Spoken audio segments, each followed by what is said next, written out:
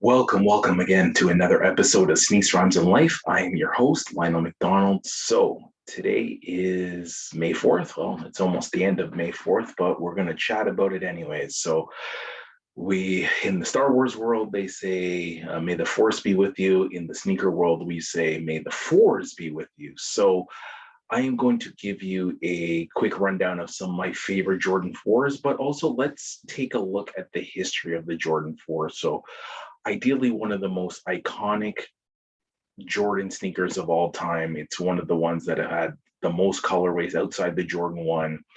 How many times it's been retroed since late in the 80s. Actually, November of 88 was when, I think it was Nike teased the black cement, which is my personal favorite. I'm sure I'm going to mention again, and the white cement colorways in Sports Illustrated. And then we definitely got the actually release of the black cement during All-Star Weekend of 1989. So to me, this is why the shoe means so much. It was when he won the dunk contest. It was also well, actually, no, that's the Jordan 3 when he won the dunk contest. But when he was actually performed at an extremely high level, he scored 28 points in the 89 All-Star game.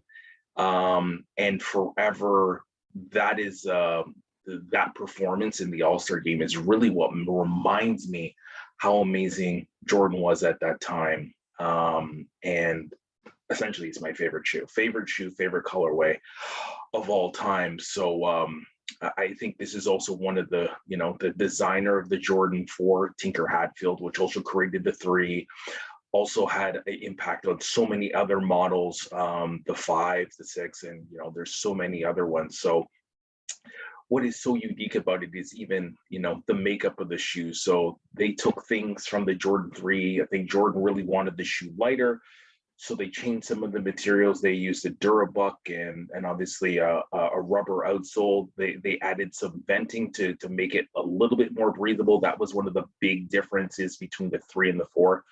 The 4 was very leather and I arguably the best shoe of all with the elephant print, but they need to make the shoe a little bit lighter.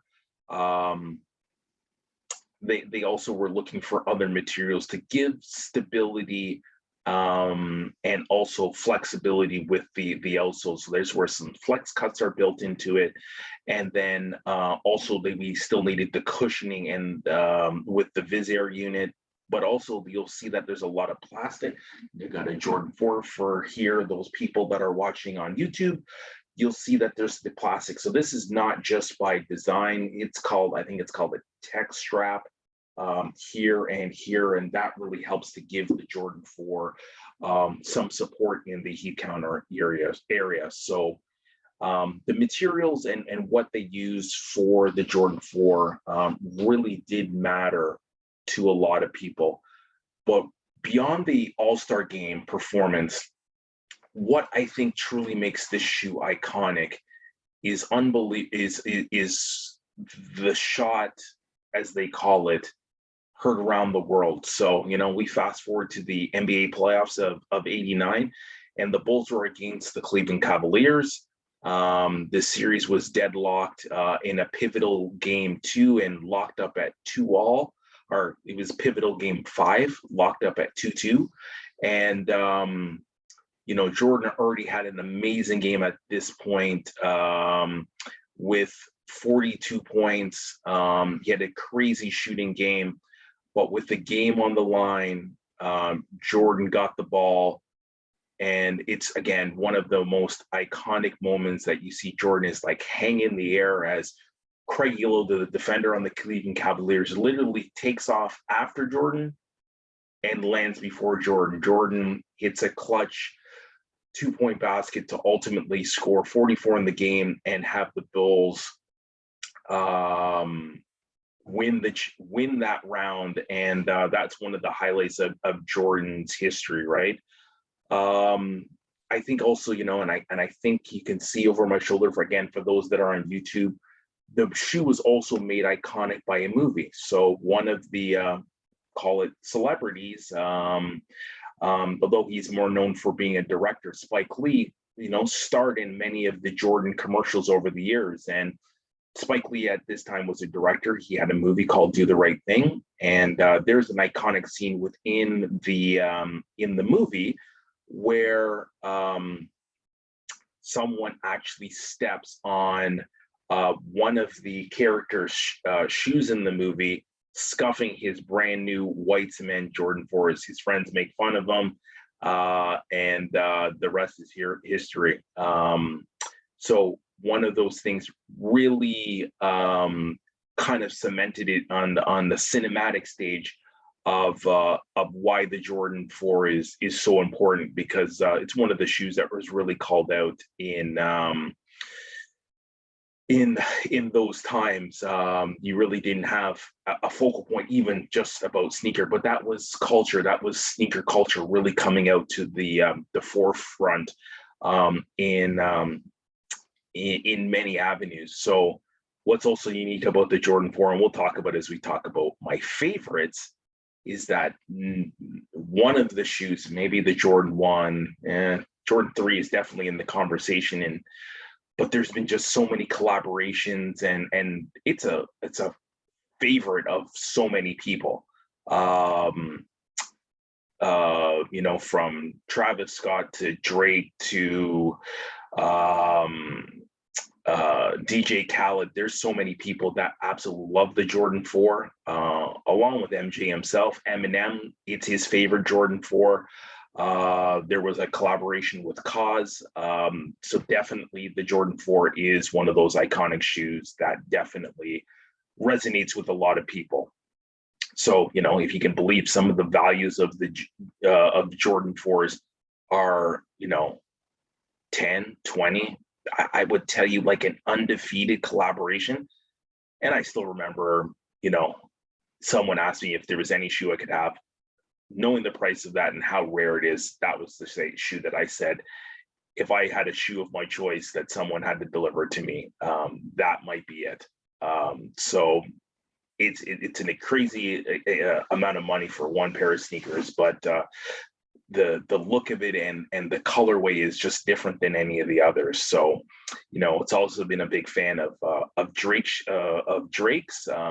So if I take, obviously on the history of Jordan 4s, me personally, the first Jordan 4 that I ever owned was the black cement, otherwise known as the bread. Again, that one is my favorite.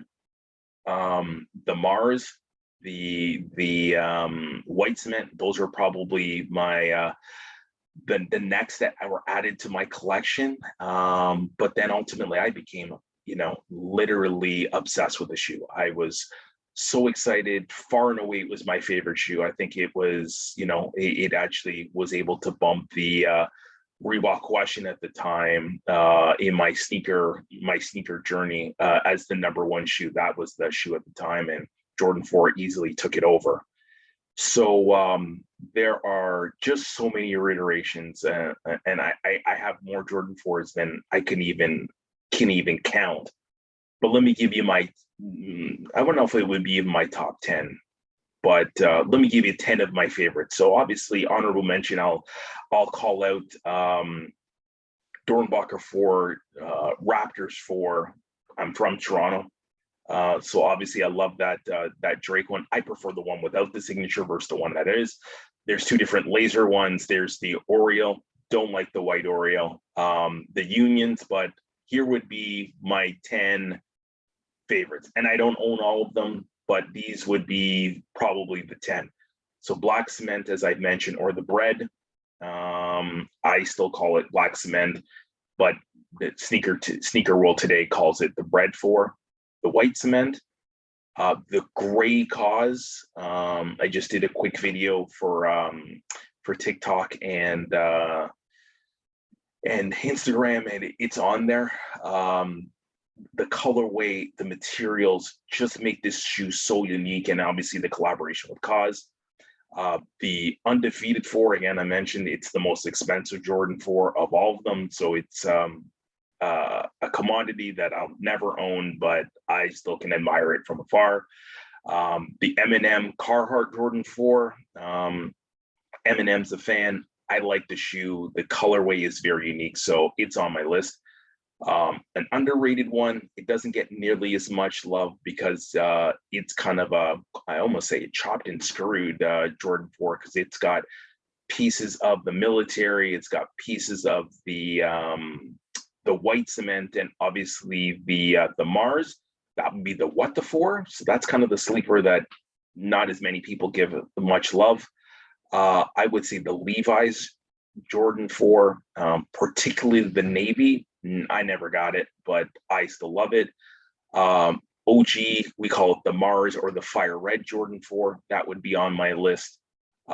Military Jordan 4, this is probably the most slept on or underrated Jordan 4 of the bunch.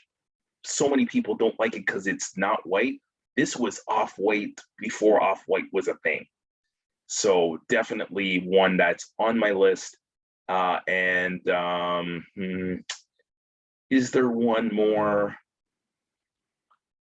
Actually, I would tell you, one of the ones that is out there is there's the Great Cause.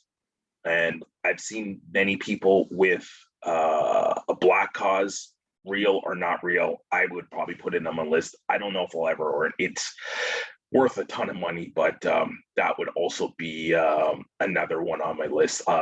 Honorable mention as well, Thunder and Lightning. Don't like the Red Thunder as much, but the OGs, the reverse I've had for a while, those are. But that's Jordan 4.